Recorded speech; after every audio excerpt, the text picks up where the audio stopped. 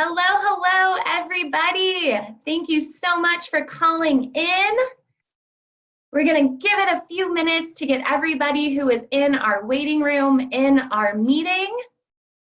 We are up to 80, 90, 100 attendees and counting. We're going to let everybody come on in before we get started and say our formal hellos.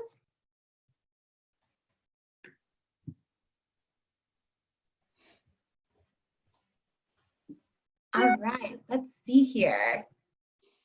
Okay, the attendee count is slowing down, so I think that means most of the people who were in the waiting room are now in. So hello, hello. Thank you all for calling in. Give it one more sec.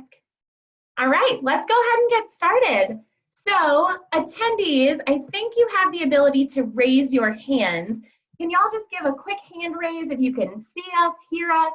Everything seems good? All right. All right, that works. I'm going to lower all hands. Awesome. So team, my name is Rachel. I am one of the members of the Petco Foundation. We are so excited that you have joined us today. We have put together a few of these webinars just to kind of give everybody a sense of community, give you all an additional resource. We know so many people are becoming new adopters and new fosters right now, and we're so excited to be able to bring you additional resources. Today is in the form of Jackson Galaxy. But before we get started, I want to go over a few housekeeping things. First, we got so many questions before this call. We also have the ability for you all to ask questions during the call. So you'll see a Q&A button, you'll see a chat box. Feel free to drop your questions in either one of those locations. We will go through those questions throughout the call, but we want to know who you are. So when you're submitting your question, let us know your name, let us know where you're writing in from, let us know if you're fostering, if you're adopting, and what organization you're affiliated with. We want all that good information, so send it our way as you send in those questions. And before we get started with Jackson, we do have a very special guest from the Petco Foundation who's going to jump on and say a few words to you. So, ladies and gentlemen, without further ado, President of the Petco Foundation, Suzanne Kogan. Thanks, Rachel. And, thank you everyone who's joining this call today. From all of us at the Petco Foundation, first things first, if you are fostering or adopting a pet, especially during this time, you are saving a life. And we are just so appreciative for all of you. We actually, fostering is a big component of what we believe should be the wave of the future for animal sheltering. We believe that at the Petco Foundation.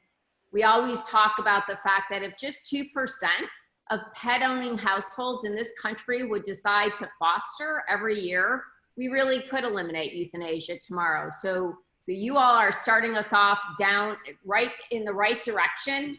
I also will say, we do have a poll. We have some poll questions about whether you're a first-time foster, a new adopter, and then also what does your household look at? So we encourage everyone to fill those out. Gives us a little bit of information. It will also give Jackson a little bit of information when answering your questions. The other thing I will say is keep in mind that this is a very challenging time for our animal welfare partners. So if you are a new foster and you're thinking about doing it again, and maybe this has not been the smoothest customer service experience, just give everyone a little bit of slack during this time. I think all of our partners are doing the best that they can. They're so thankful for you. But also, what could you do going forward to help them? Keep in mind, do some marketing for your fosters. Maybe you can find an adopter directly for them. And also anything that you can do just to provide the care for your foster pet. Generally, a lot of organizations will let you know that they will provide everything for you, food, medical. I would say during this time, if you feel you're in a position to help them even more, gosh, I know they would really, really be appreciative of any ongoing help. So again, all of us at the Petco Foundation want to say thank you to all of you for fostering and adopting You are truly making a difference in the lives of these cats and kittens that you have brought into your home. So without further ado, you guys aren't here to hear, you didn't come to this call to hear me, you came to hear Jackson Galaxy. We are absolutely honored that Jackson agreed to participate in this webinar and help all of you with the questions that you have to make this a great fostering experience or a great new adopting experience. Jackson has been an advocate for shelter pets for, I'm not going to say how many years. I'll let him decide if he wants to say that, but he's really, really thankful also. And we're thankful to partner with him always going forward on how do we save more pet lives. So without further ado, I'm going to hand it over to Jackson Galaxy. Thank you, Suzanne. And let me just bounce that back. It's been an honor for me for as long as I've known everyone at Petco to work with them. Petco's work, Petco Foundation's work has been invaluable to what we're doing, and so it's my honor. And hey guys, and speaking of honors, I just to be in this room with people who have stepped up during this time. I'm looking at the poll here, and looking at you know, if you add up, I think we're over 50 of you guys who are first timer, period. You know, whether that's adopt or foster. That's amazing, and we've seen that really across the country.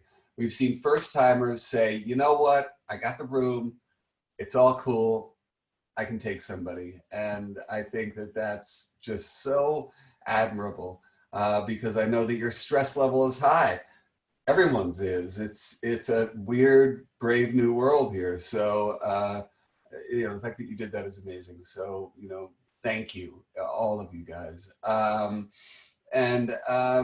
You know, other than that, I think it's been challenging, you know, for educators like myself who are taking questions that honestly we've never heard before, you know, because everything is happening without a lot of prep, you know. So bear with me as I muddle through with you guys because you may hear me say, I don't know, you know, 52 pickup because, you know, you're going to teach me some things because of the situations you guys have been in. I don't want to waste any more time.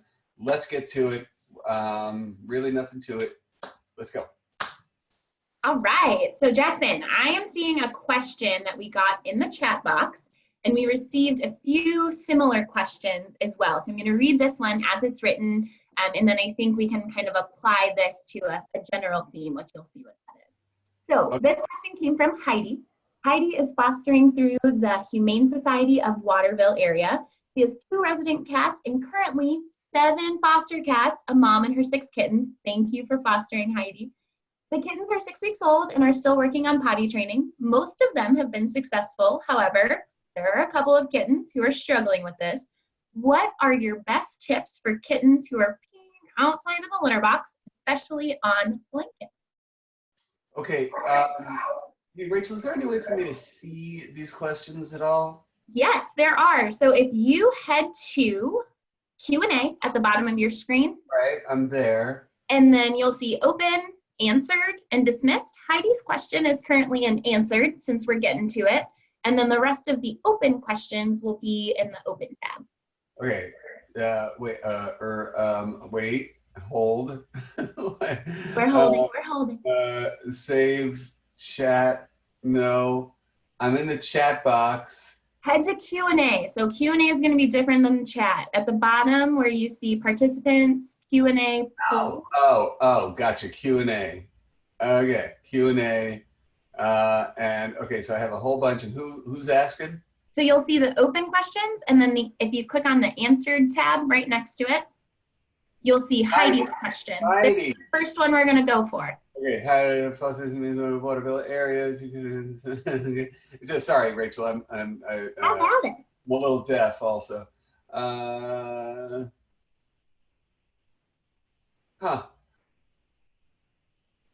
You know, I got to tell you, Heidi, it is a little unusual for 6 weeks old to have problems with potty training. Um, you know, normally what we would see is at about 3 weeks, and I'm sure you saw this with the other kittens, at 3 weeks or so, they're going to start getting curious. And of course, either if they're bottle babies, which they're not, we would be stimulating them or mom would be stimulating them. And then they're going to start heading towards the litter box. It's an instinctive thing. I think it's almost a sort of misnomer that we potty train kittens. They potty train themselves. They're not, like dogs where we have to take them outside and go through the whole thing. So, and like I said, bottle babies are different. So at 6 weeks, specifically on blankets. Now, Heidi, honestly, we can't do, unless Rachel, we can, if I ask Heidi something. One way to find out. I do believe that we can make this happen. So let's give it a shot. Heidi, yeah, let me ask you something, Heidi. Wait, hold on. 2 resident cats. Okay, so the 2 things are, and you got to answer as succinctly, Heidi, as you can. One is, have these kittens specifically in the past couple weeks been to the vet? That's one. And the second thing is, are you noticing any kind of like bullying behavior from your resident cats, or are the kittens still separated from your residents? That's all I got. All right, Heidi, we're coming to ya. You should have the ability. Heidi, can you say hey? Hi. Woo, it worked. All right, so you guys. I don't even have to deal with that. Okay, Heidi, did you hear my questions? Yeah, I did. Yes, they have been to the vet. And they were fine. And they are completely separated from our resident cats. Mom still comes in here. But this room has been used for one of our resident cats before, who was a new adopt, and she used this room to sort of separate herself from our other cats. So it does have other cat scents in it as well. Okay. All right. So listen, I'm going to have to be, Heidi, is, like I said before, as completely general as I can, because we don't have the time for us to go any more back and forth. Here's what I got. I would, number one, take a look at the litter itself. Take a look at what you're using, especially with kittens. I mean, usually we have very specific, types of litter that we're going to use, but I'll just recap. I would say as far away from any kind of clay litter as you can. You're going to want to go with more of a natural litter also because, kittens are curious. They put things in their mouth. Obviously, we don't want clay in their mouth. The texture itself is what we're looking at here. So you want to go as close to something that resembles sand as possible. Something that is with no sharp edges, no weird feeling on their paws. They step in, it's like, it's just a little sand, right? We want to go completely non-scented. We also want to make sure that there's no deodorizing elements around the litter box, something that might be offensive, where they go in and they're like, ew, okay? But when you think about it, if they're going on blankets, they're going on the softest thing they can find, right? So I would take a look at the texture of your litter. Now, the one thing I'll tell you is don't just dump all your litter and go for something new. If you're going to try a new litter, or, by the way, a new litter box or any variation on what you're doing, you don't want to freak out the other kittens while you're trying to get those 2 stubborn ones to get in. So you add litter boxes in your ISO room. And if you wind up with 6 litter boxes in there, then hey, that's what we do, right? So the first thing you want to try is different litter. Also, to make sure that the litter box itself isn't one of those boxes that requires them to climb in. If they have to climb in, then these 2 could just not be adventurous enough to get in there. But my instinct is that because it's blankets, because it's soft, they're just not into the texture of the litter. So go for a natural litter, unscented, and the closest thing to sand as possible. I do not like to endorse litters. Yeah, I mean, whatever. Regardless of the fact that I have a deal with a litter company, it just freaks me out when I do that. So that's what I got. And beyond that, and the one thing you can also do with your litter box is cut away the front of it. There are puppy litter boxes. Those puppy litter boxes are massive, and they've got the front pretty much cut out, so puppies don't have to struggle to get in. If you are noticing your kittens like, ooh, trying to get in there, then there you go. But like I said, as you're experimenting, add, do not subtract, do not just switch over. And that's what I got for you right now, Heidi. Hopefully that helps a little bit. Feel good, Heidi? You feel ready? Yes, thank you. Awesome. Thank you so much for your question. We appreciate it. All right, one down, a gazillion to go. So one quick housekeeping note before we ask our next question. We are getting questions both in the Q&A as well as the chat. The chat screen, just so you guys know, that for the moderators, it's a little bit smaller than the Q&A. We really prefer if you could add those questions to the Q&A. If you hover over your screen, you'll see a button that says Q&A, and it'll give you the option to ask your question there. So if we are allowed to have a preference, please, please, please use the Q&A, but feel free to chat with each other in the chat box. I think that's a good place for y'all to kind of, yes, answer some of your own questions, comment on things. If you're asking a question to Jackson, please, please, please try to use the Q&A box. Awesome. All right. Jackson, are you ready for another? Always. Is there anything that's striking you that you want to add or answer, or do you want me to pull a fun one? I don't see the question.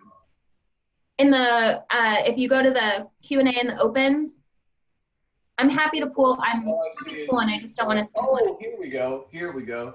Hey, give me a second, okay? Yeah. Well, actually, you know what? Pull one, and I'll be checking as we go. Okay, cool. So, dun, dun, dun. I lost the one I wanted to ask. All right. Okay, cool. So this is another theme that we have seen throughout this, and this is the new cat versus resident cat. So this question is from Veronica, and Veronica is wondering, they recently adopted a kitten, and we were wondering how to introduce this kitten to their resident cat. And we've gotten variations of this question throughout. Any advice? Okay, and this one is, this one is from Veronica Manning. So where do I see it? Oh, there it is. I see it, Veronica. Yep, I moved it to answer. Veronica. Okay, we're adopted a kid. We're wondering how to introduce a 6-week-old kitten to a 5-year-old cat. I got to be honest with you, Veronica. It shouldn't be that tough. Here's the thing about 6-week-olds and about kittens in general. They don't have territorial agendas. They don't have that need to control or to claim space or to sort of flex their cat mojo in any way, shape, or form. They're just exploring. They're just like, hey, what are you? What is this? What does it do when I do this? Do you want to play with me? Do you want to hang out? Will you snuggle with me like my mom did? Will you play with me like my siblings did? Or if this one was, hey, Veronica, can I get you up here for a second? We got Veronica? Let me find her. I'm going to grab her for us. All right, Veronica, we're coming to you. Veronica. All right, Veronica. Let's see. Can you hear us, Veronica? Yeah. And we want to see if we can hear you. Yeah. Hi, can you hear me now? We can. Gotcha, Veronica. Hey, Veronica, what was the history of this kitten? It was fostered, and all the other kittens were given away, and this one was the last one left. And do we know whether this kitten was a bottle baby? No, I think it was fed from its mother. And okay, so with mom the whole time and then weaned, huh? Yes. That's fantastic. I mean, honest to God, I mean, you know, that puts you on such a better place in terms of development. Because, of course, now here's the thing. Between the time they're born and about 9 weeks old, they learn more in that short little span than they will learn in the rest of their lives, in terms of social behavior, in terms of how they interact with the world, and that includes humans. So you're smack in the middle of that. One quick answer on this one, Veronica, has your 5-year-old ever been with other cats? Was she, Chloe?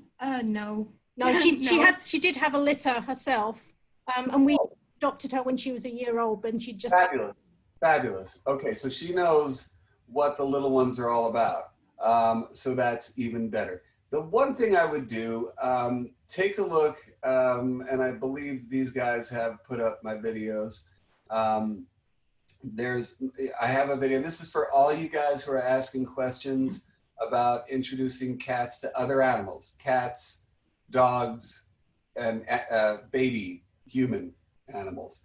And it takes you step by step through it. Veronica, I don't think you have to you don't really have to go through the whole thing, but the way we start doing it is first with scent and then with sight. So we'll do a mealtime feeding on either side of a door so that they can smell each other and at the same time make a positive association, right?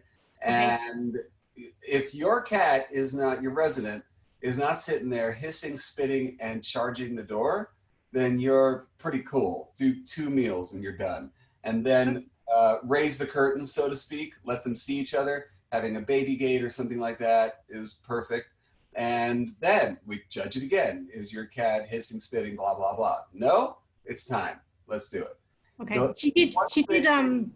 They did meet briefly once when the kitten escaped, and the cat kind of looked at her and then just hissed from a distance and then just walked away. Okay, here's the thing I would do then. Just try this. What the hell? I have this exercise. I call the exercise Eat, Play, Love. The idea being that when we introduce, we do it with them having activity, right? The one thing, and again, this is a great question because I can blast stuff out to the rest of you guys, that you never want to introduce animals where you're giving them the chance to socially call the shots. You don't just open the door and let it happen. What you want to do is have something going on so they're focused on something else and not the other. So for instance, when you let the kitten out, you're letting the kitten out having started to play interactively with them in the room. You lead them out with that toy. And so they're just like, oh, this toy. They're not paying attention to the cat. And your cat is sitting there going, I know what this is without you getting up in my grill. You know what I'm saying? So that's one thing you can do. If Veronica, do you live by yourself or do you have others in the house? Oh no, my husband and 14-year-old daughter. Beautiful. Hey man, put that 14-year-old to work, man, because I'm right here. They can tap into play in a way that us grown-ups can't, man. So, you know, you're having her play, and then, but at the same time with your cat, we get into the eat and love portion of our program, because then she's talking softly and wonderfully to your cat, offering her treats, things like that. So her focus is not on the kitten. The one thing, you guys, that we always want to avoid is the stare down. When cats are, you know, getting with each other for the first time, they get to a distance and then they stop, and then they have that moment of focus on the other, and they're just stopped and staring. That gives a chance for our predators to kick in, where they're making that moment of going friend or foe, friend or foe, friend or foe. One cat makes a false move and it's game on. Stare down leads to throw down. So let's not let that happen, right? So if we're having that, you know, we're in the room and we have stuff going on, your focus is split between us and the toy or the love or the blah, blah, blah, then we're not giving it a chance to happen. My guess though, Veronica, I'm throwing this out to everybody so that, you know, I'm answering as many of these questions as I can. In your case, however, you got a cat who's been a mom before. She knows what kittens are all about. You got a kitten and her goal is just, well, all the time eat, play, love, right? And explore. And I don't think you're going to have much of a problem. Just, you know, in the case that things start to disintegrate, again, I'm talking to everybody. What I do, and if you've ever seen me do introductions in the show, I use sight blockers. And a sight blocker, my favorite sight blocker is a folded up cardboard box, like one of those big boxes, like a moving box or something like that. You flatten it down, you tape it together. And the idea is this: when that stare down happens and we go, oh hell, things are about to go bad, then you have something that you just very, with no, like, you just, boom, you block their vision to each other. Because usually what will happen is that breaks the stare down, that breaks the spell, and then we can guide them to a different place. So whatever you want to use, just everybody, when you're doing your intros, hands don't go down there. I know it's instinct. We switch into instinct. Hands do not go down there, because it's going to be like putting your hand in like the trash disposal or a lawnmower. You're going to get messed up. And we don't have the ability, this is very important, you guys, we don't have the capability at this moment at urgent care and the emergency room to deal with you guys. And you're going to need it a lot of times, right? If anybody who's ever been bit knows that your hand can blow up, you got to get on IV antibiotics. Please don't put your hands down there. Use these sight blockers, okay? And you have control. And I guess one more thing, and Veronica, at this point, I'm so sorry, I'm not really talking to you, because I think your solution is much easier than everybody else's. And my gut feeling is that it will resolve the way it usually resolves, is that it's going to be good. What sort of time frame can we expect for them to be friendly? I can't tell you. It could happen in 10 minutes, and it can happen in a couple of days. The slower you go, so you know, the slow thing that I outline in my book and the videos is there just in case your observation tells you and your gut tells you that this is not going well. And so that allows us to really step by step it. If you do one meal and you see your cat not, you know, and you guys know what you're looking for. You're looking for your cat to really hiss and spit and charge the door. You're looking for their inability to eat dinner because they're so completely obsessed with what's going on. Well, then let's get down and into the step-by-step and make sure that you're making a positive first impression. Because, you know, but that said, you guys, you gotta constantly do self-checks, right? You got to stand there, take a breath, and do your very, very best to pull yourself out of the storyline, to pull you out and be a detective, be a journalist. I'm observing. What am I observing? What body language do I see? Do I see tails swishing? Do I see the hair on their back starting to stand up with that backlightening happening? Do I see ears flattening, preparing for war? Those very specific body languages is what you're looking for. And speaking to the bigger group right now, if you don't know what those body languages are, then step on back, man. You got all the time in the world. So keep them in ISO and learn body language, okay? And once again, you can use me as a resource. And what I'm gonna throw out to you right now is Kitten Lady. If you guys don't know who Kitten Lady is, Hannah Shaw. If you guys have kittens from, and I'm talking neonatal up until the time I would take over in about 6 weeks, you gotta head on over to her YouTube channel. Her information is priceless. If you don't have the book, Tiny But Mighty, that's the Bible, okay? So get it and teach yourself and get yourself up to speed. Because you know what, you guys? If you're first-time fosters, and I'm looking here, and I'm so thrilled with how many first-time adopters and fosters we have here. It's your job, just like if you're gonna have a human baby, you get the books, you know, and you learn. And you have time, so don't feel like you have to rush it, okay?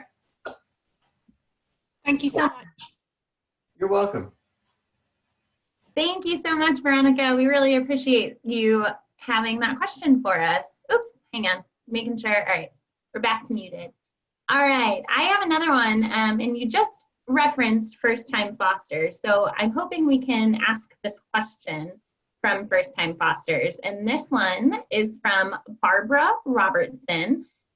Jackson, you can see this now in the answered question section. Barbara Robertson from Portland, Oregon. She is a first-time foster. She has her orientation in a few hours, so we're catching her before she even has the kitten, which is exciting. But she's the only creature in her house, and she's wondering what she needs to do to have a base camp or an area set aside and what that might look like for a kitten. Okay, so Barbara, what I'm reading here, Barbara, again, so much love to you. I mean, like I honestly, and you know me, if you've seen my show enough times, which means 2 times, you've seen me either bleed or cry or both. Which, by the way, I found out was a drinking game. You know, take a shot if he bleeds or cries, and chug if he does both. But it makes me want to cry because not bleed. It doesn't make me want to bleed. It makes me want to cry that you know, all these first timers are stepping up. You guys know, as Suzanne said, 2% of Americans step up and foster. We end euthanasia tomorrow. And look at what's happening right now. We are changing the face of sheltering as we speak. And for old timers like Suzanne and I, it's just, that's why I want to cry. So Barbara, thank you for making me sniffly. Anyway, separate room for the base camp, or is it enough to have place for? Yeah, yes, yeah, you need base camp. As I was talking about before, I like the feeling that you guys have. Forget what base camp does for the newcomers. And again, you guys, because we have such limited time, go to my video about base camp. Unfortunately, I really do have to change the name of that video, but it's like something like, I don't know what it's called. It's like, you know, the key to your cat's happiness or something like. I'm gonna fix it, but it's a video about base camp. And base camp, the idea is you bring this cat home. Don't forget that cats develop their mojo from a sense of territorial ownership. I own this, so I'm cool, right? I don't own it, I'm not cool. We own by getting our scent on things and by repetition, right? So in this base camp, look how cool this idea is. In base camp, we put in what I call scent soakers. And Barbara, you're already up and Adam, you know all my little weird terms, but scent soakers are, what the hell? I don't have a scent soaker in my base camp. That really sucks. But I swear to God, this is a scent soaker, okay? Beds are scent soakers, cushy little things are scent soakers, and also important territorial markers are dishes and cat trees, obviously, scent soaking on scratchy places, right?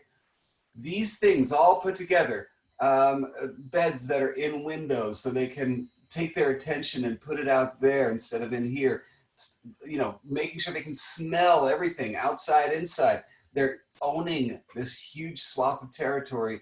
And okay, so yeah, it's important and it slows you down, right? You don't have this, oh, I got to introduce. No, you can break it down, gauge as you go, learn your newcomer, because that's really important, getting to know you. And at the same time, you're doing a slow motion intro. It takes the temperature of your house way down, especially since you're the only creature in the house, Barbara. And introductions, I'm not gonna lie, introductions are harder when you're alone. So do the step-by-step. And again, also, if you know me, you know I'm not like a huckster, but if you don't have my book, which has an entire 30-page chapter on this intro process, I would urge you to go get it. The book, my latest book. So anyhow, one other, and again, Barbara, we'll bring you up in a second. Actually, Rachel, we could bring her up. But wait, the other thing is, yeah, there it is. There are beds in the other rooms, and I fear Kitty would hide underneath. You guys, when you're bringing home fosters, block off the unders, right? The unders. Under the bed, under a table, under a couch. And you might think that your kitten or cat can't get under. They can. They can. If they're scared enough, they will wedge themselves into places that you have no idea. Look out for recliners, you guys. Recliners are doom. Okay, so if you have a recliner in that room, either get it out of there or just make damn well sure they can't get in, because it really is a nightmare, especially for kittens, all that mechanism, okay? But block it off, because the thing is there any use for your cat to be under the bed? Absolutely not. You may think so because you feel bad for them and you want to comfort them. But there are ways to comfort and at the same time, don't lose control of the situation. Think about it, because the only presence that you will be is the big hands coming under the bed and trying to grab. Is there a way to make a positive association that way? No. And they will stay there. If you think that they're going to just come on out for curiosity's sake, think about what they've been through to get to your house. They've been through a whole bunch. They're scared, okay? Unless they're so freaking mojito, to begin with, that they're like, yeah, bring it on. But if they're not, they're going to be scared. So block off the unders, okay? All right, let's bring Barbara up for one quick sec. All right. Barbara, you're on. Hi. Thanks. Hello. Wow, we even get a picture of Barbara. Hello, Barbara. You have enviable hair, man. I wish I had that hair. Anyway, so Barbara, am I missing a big chunk of your question, or are you hearing it? Are you good? Well, you've answered most of it. I think that the main questions I'm still left with, is it okay that I have this base camp in with me, essentially, in the big room? I don't really feel comfortable having a separate room with all the base camp stuff. I watched your 5 tips for new fosters, and one of the tips was having a separate room. But with that bed in there, and there's no way I can move it, there's nowhere, and blocking it off is tougher than, say, blocking the couch, the underneath of the couch and the recliner in the living room. Not to cut you off, Barbara, but again, this is just my 2 cents. Find a way. Have that cat in a different room. It's too much territory, Barbara, to introduce a cat to who may be scared, who may be traumatized, to a big room. They're gonna hide. They're gonna find a place, they're gonna hide, and you don't have control of the situation. And the thing that you really want when you're bringing in a foster, you wanna call the shots. And I'm telling you, Barbara, you won't be able to call the shots. Blocking off beds is not as hard as you might think it is. And since you're going out into the world for this orientation, right? Yes, I'm going out in a few hours, and any suggestions for blocking it off, I can at least shoot for it. Block it off from the inside out, or you can do the easy thing, relatively easy, which is you can find something to block it from the outside. If you just do some quick measurements, right? So you just, how long is it and how tall is it?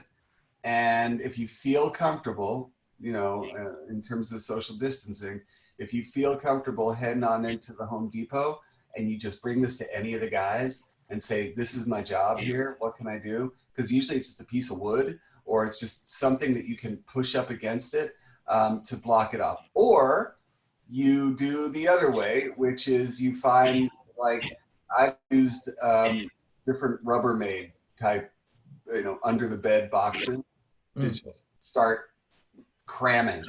But it's so much easier to do it from the outside. And let me ask you a question, Barbara. Is this your bedroom or a spare bedroom or what? It's a spare bedroom. If you have a helper who looks like me but is stronger than me, to get that frame out of there. You don't have to get the bed out of there, just get the frame out and just put the box spring and the mattress on the floor. That's the hands down easiest way to do it. But I'm going through all this because I think it's that important. I think it's that important for them to own a chunk of real estate that you can control, that they can feel comfortable in. Again, for a cat to feel comfortable in a territory, in my experience, it's just chunk at a time. Because one other facet I didn't go into about base camp is the lovely, wonderful concept of base camp explosion and rotation. So what you do is you take all of these things that have been part of base camp, that they own, all these things that smell like them, and slowly you bring it out to the rest of the house. So now you can control it. Now they go into the living room and they smell this cat tree. In the meantime, you bring something else into base camp for them to soak. You see, you guys, you can just turn it into this nice, stinky carousel. And that's how you do it. That's how you wind up with a whole house that is catified. Okay. I'll make a separate room. I really appreciate your advice, and that'll be my goal in the next couple hours. Again, Barbara, thank you so much for what you're doing. And thank you. Okay. Awesome. Thank you so much, Barbara. I know that you are on your way to your foster session, so congratulations. We wish you all the best. There are some answers to your question from other cat lovers and fosters with some DIY tricks and how they have been able to Right on, you guys. Yeah, they're all coming out with all their great ideas. So there's some more options for her now in the box. But we have momentary housekeeping. Sorry, y'all. We have 16 minutes left and 75 unanswered questions. So please stick with us. We will not get to all of these questions, but we do hope that some of the answers that Jackson's giving to questions that you may not have asked directly will still be able to give you some good information about how to move forth with the problems that you're facing. So just keep an ear out, and hopefully you can grab some info from some of these answers, even if they're not directly related or directly in response to your question. Hey, Rachel? Yeah. Really quickly. Yeah. My God, I've been talking so much, I'm out of breath. One thing, I'm just going to Angie Campbell here. Okay. I'm not gonna answer this whole thing, but I just want to take a chance to, I'm not even. You're not on video. Can we get you back? Yeah. There it is. Speaking of housekeeping, so yeah, every time I go dark, you guys, I'm just like, I see something in the camera and I'm like, oh, for God's sake. I'm running. Anyway, so Angie, the only reason I am bringing up Angie here, and shout out to Feline Lifeline, the reason I'm bringing you up, Angie, is because here's the deal. We are spending all our time begging you guys to foster. But I want you to keep one thing in mind. If your resident cat hates other cats, like hates them, you have experience with it, and it's like it always ends violently, it stresses them out. You notice things like, and if you bring in new ones and you're doing all of the protocols we're talking about, slow motion intro, but you still see behavior out of your cat like barbering with, like fur pulling, they start to hide. They stop eating. They start peeing out of the box, and they've never met these cats. You guys got to call it a day, because here's the thing. We have to remember that our first obligation is to our family, our family members. And if you're instantly putting your cat into hyper overdrive, not forgetting the fact that we're in lockdown, so they're already dealing with a little bit of added stress about having more people around all the time. And don't forget, they're energetic sponges, and we're all just a little up here right now. They're taking that in. So if your foster situation immediately throws them over the top, then let's find a different way for you guys to help. Whatever else your organization or your community needs, and call it a day, because you have to care first and foremost about taking your resident cat and removing all of the mojo that you've built up with them over the years, and all of a sudden it's stripped, you know? I just wanted to do that one. Okay, moving on. Thanks for that. That was great. All right. We have a question from Kara Yancey. I believe Kara's writing in from Arizona, if I'm correct. I'm going to move this to the answered portion so you can see her question. But Kara's question is, she's been fostering for a while now. Woo, go Kara. And she has been able to socialize skittish cats before, but with her new foster, she's having a little bit of trouble getting them to warm up. So any advice on how to make that transition easier? Okay, hold on one second. Going back to open. Oh, hell. Where do I find this question? Q&A. Yeah. And then toggle over to answered. And it is Kara Yancey. Gotcha. Kara Yancey, there you go, Kara. A couple of months. All right, can we bring Kara up? We can bring Kara up. All right, Kara, we're coming to ya. Kara, you're on. Kara, you there? Uh-oh, hold on. Kara, how about now? Kara, can you hear us? Kara, we can't hear you. Can you try to say something? All right, we're gonna have to just stay really like 30,000 foot on this one. Yeah. Because what I would have asked Kara is, do we know if this cat is, you know, how old? Were they feral? You know, are you trying to socialize a feral, or even sort of semi? You know, the kitten of a feral mom. You know, that kind of thing. So it's hard for me to go there. But you know what? You got the time. The one thing I want to talk about is the concept of the challenge line. Okay, so here's the deal, you guys. As rescuers, what's the first thing in our mind? Well, we rescue. We got big hearts. We want to love. We want to show these guys that, hey, whatever you've been through, it's all over. You're in my hands now, and all you will know for the rest of your life is love and comfort. But it's not all about comfort. The challenge has to come in. The idea that we need to pull you forward. Here's a perfect example, and don't judge, you guys. I was talking to somebody yesterday, through circumstances, I wound up talking to a foster, and I was doing a video chat with her, and I noticed that there were crates around the house.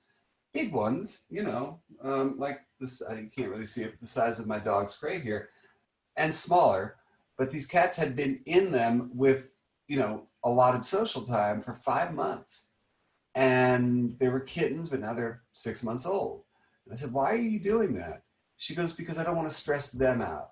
Because we have other cats here, it's a small place, and I just want them to feel comfortable. And I'm a little scared of what's going to happen.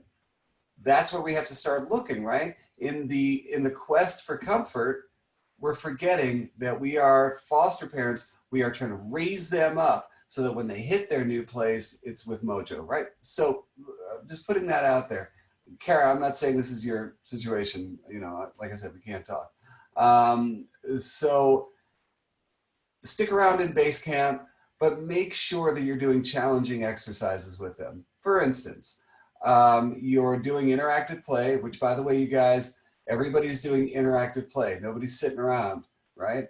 We are exercising with our cats and doing it with them. That doesn't include crinkle balls, right? That's fishing pole and feather, or you know, a stick and a sock for all I care. Just as long as you're doing the movement and you're getting them around and you're engaging the hunter, right? So you're doing that, but you're starting to desensitize them to the rest of the house by playing right around the door, okay? That kind of thing. Just getting them to the point where they're so comfortable in base camp that when you start opening up the rest of the house, you can control it. Another thing that you can do not open up if your architecture allows, do not open up the entire rest of the house to this cat, right? as I've been saying about ownership, if you can do it one room at a time, one room in a hallway, you know, you can do that. Have baby gates again. Or there's wonderful pet gates available. You know, there's ones that are 4 feet tall and they have a door in them so you don't have to do gymnastics to get over them, that kind of thing. We are beyond the age where we have to stack baby gates. God, I hated that. Anyway, so, but you can do a hallway and then, and again, playing them through the hallway. This is getting them less skittish, right? And one last thing, you guys, and again, this is beyond Kara. I'm sorry, Kara, but my number one thing, and this is in the videos that I hope you guys go and watch, the tips for your new fosters and the other one, whatever. Anyway, if you free feed, stop. I'll tell you that for the good of your cats in general, but in terms of introductions, there is absolutely no way to do it. And I'm slowing down here to emphasize it. No way to do it in a predictable and way that you have control over the situation if they are not food motivated. If they're full all the time or sort of full, kiss it goodbye. There's no way that you can do it because let's remember, cats are not dogs. They could give a crap about making you happy, right? That's not what motivates cats. That's not their story in terms of their evolution, right? So food motivation is key. If you want these guys to get to the opposite side of a door and start to make a positive association, it's with a meal. So you feed meals and not leave out food. When you give treats, you're giving treats because you want them to do something, right? You don't just give them treats because you feel sorry for them or because they're cute. You do it because you want something from them and you want them to do something, okay? And that includes puzzle toys, which are amazing distractions, right? Puzzle toys so they can do something and feel a sense of accomplishment. They're not going to do it if they're full, okay? So there's that. Kara, I know absolutely not answering your question specifically, but that's because we couldn't bring you up and we're running out of time. So go. All right. I think this is going to be our last one. Give me one more. All right. We have a question from Jillian Bryan. So her question has been moved as of now to the answered column in the chat. So Jillian Bryan. And Jillian has recently adopted a cat from Pack Leaders Rescue of Connecticut. She has an issue where the cat will come and lay on her lap and rub against her, but as soon as she tries to pet her, she'll swat and hiss. So questions on what she thinks she can do in this situation. Wonderful question. This is why I wanted to keep going. You guys did this on purpose because you know once I start, I can't stop.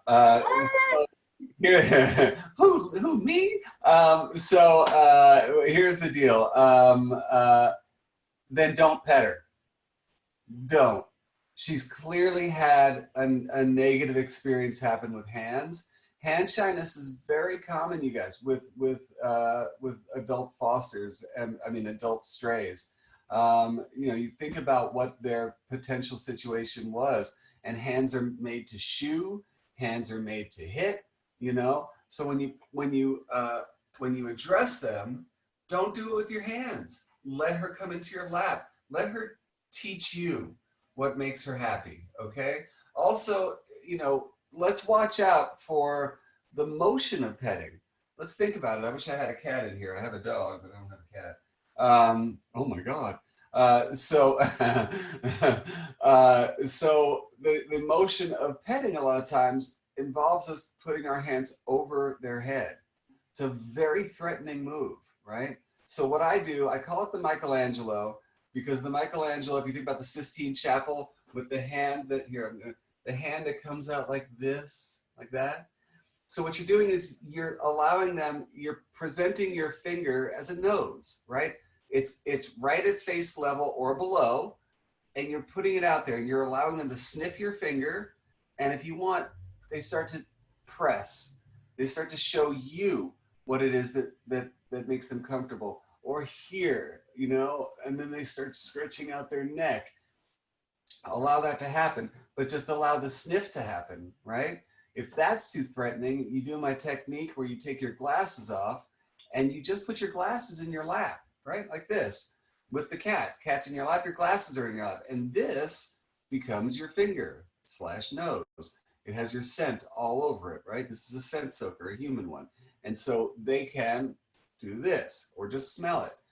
If she doesn't want your hands anywhere near her, don't do it because you're destroying the trust that she's trying to build with you. If that takes months so that she can finally be pet, then fine. If she's not a petty cat, then fine. That's who she is. Don't try to force the topic, okay? Good. That's awesome advice. And you finished with 2 minutes to spare. So I guess while we're here, just a couple more.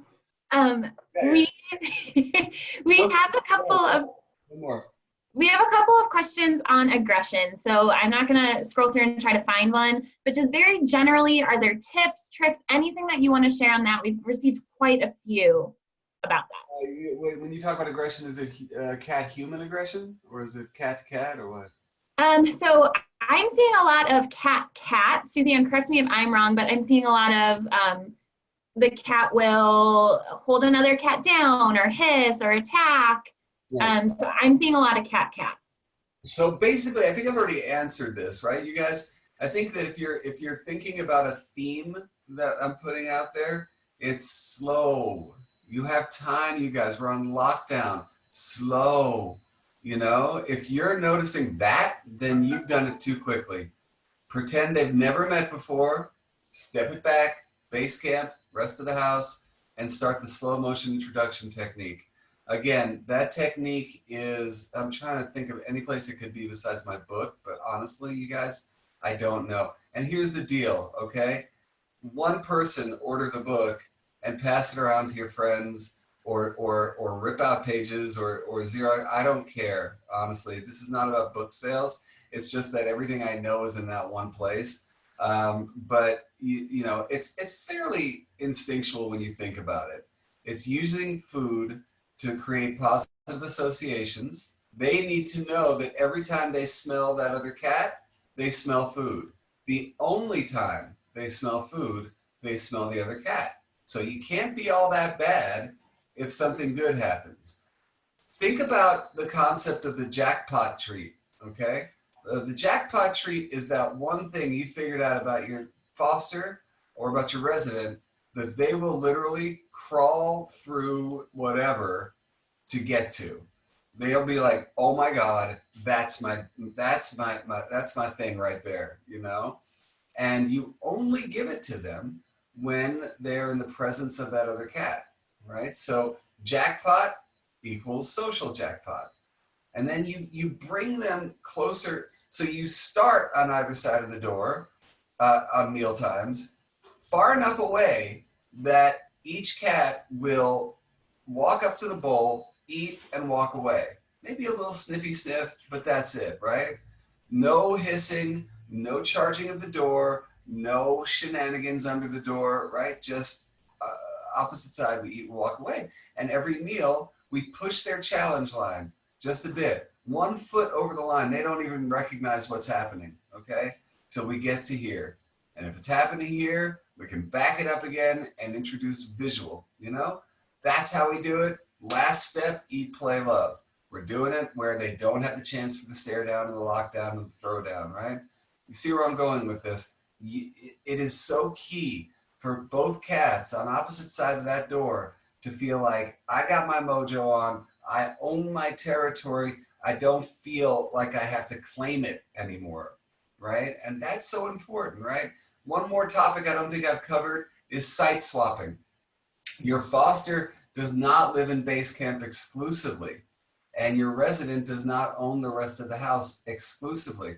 When your foster is getting that itch, right? They're just like, what is over there? But they're doing it in a way that's not fear related, but like, what is on the opposite side of that door? I gotta know. Then we site swap. Your cat goes into the bedroom. The other cat gets to explore and play and have activities in the rest of the house. And then we switch back. Please don't feel like you're, just by that act, that you're robbing your cat of their mojo and of their house. It's cool, man. It's okay for them to be in a room for a little while. They'll live, you know, and then we switch it back. The key is when you're doing this, these two cats do not make eye contact during this process. If that means that you've got to do that weird thing where you take your resident, because maybe, let's say base camp is your master bedroom, right? So you take your resident, you put them in the bathroom. You take your foster, you put them in the living room. You take your resident, now you put them in the bedroom. You know what I mean? If that's the kind of hopscotch you got to play, then you do it, but no visual contact. Keep control, you know? As if you feel like you won't have control of the situation, then don't do it, okay? Awesome. All right, 2 seconds. I'm so sorry, but we've gotten a bunch of, wait, no, I meant human-cat interaction, human-cat interaction. So any quick tips on cat-human aggression, then I promise we'll let you go. Okay, so first and foremost, I want you to rewind back to my comments about petting. It's really important that you guys not try to force your vision of cat human onto a cat. You got to spend your time being a detective. Remove yourself from the storyline. And let's say you're in a room with them. And again, if you've seen my show, you've seen me do this, where it's key for me, if I'm in a room with a cat, that number one, I make myself small. And number two, I give them the impression that they have an escape route. Always. Because if they're in fight or flight, they need to know that they can flee. Because if they don't, they'll fight. Right? So give them that space. And then, one other thing, and again, I know there's going to be a lot of hands going, no, that's not what I meant, but what are we going to do? But another thing is eye contact. I think it's one of those weird things that we do as humans, that when we're scared of something, we stare at them.